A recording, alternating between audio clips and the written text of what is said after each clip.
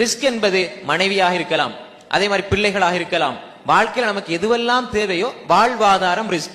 இதுல பரக்கத் வேண்டும் என்றால், அல்லது ரசூல் ஸல்லல்லாஹு அலைஹி சொன்னாங்க அவருடைய ஆயுள் நீடிக்க வேண்டும் என்றால், இப்ப 60 65 ஆகிறது அல்ல, 60 வயதிலும் அது 60 வயதுல இவர் 70 வயது 80 வயது வாழ்ந்தால் எதை செய்வாரோ அதை செஞ்சுட்டு போற ஒரு விசாலத்தை பரக்கத்தல்ல உண்டு பண்ணுவான்.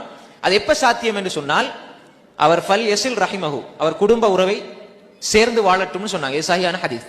அப்ப ரசூல் ஸல்லல்லாஹு அலைஹி வஸல்லம் குடும்ப வாழ்க்கையை அந்த இடத்துல கொண்டு வச்சாங்க. ஒரு மனிதனுடைய வாழ்க்கையில பரக்கத்து வேண்டும் என்றால், அவனுடைய ரிஸ்க்ல பரக்கத்து வேண்டும் என்றால், அவனுடைய ஆயுள் நீடிக்கணும் என்றால் அவன் குடும்ப உறவை சேர்ந்து வாழட்டும் என்பதாக ரசூல் ஸல்லல்லாஹு அலைஹி வஸல்லம் சொன்னாங்க. இந்த குடும்ப உறவுகளில் நிறைய பேர் வெளியில இருக்கக்கூடிய எல்லாரையும் சேர்ந்து வாழ்வாங்க. ஆனா அடிப்படையாக சேர்ந்து வாழ வேண்டியவர்கள் பெற்றோர்கள், முதன்மையானது. பெற்றோரை கண்டுக்க மாட்டாங்க.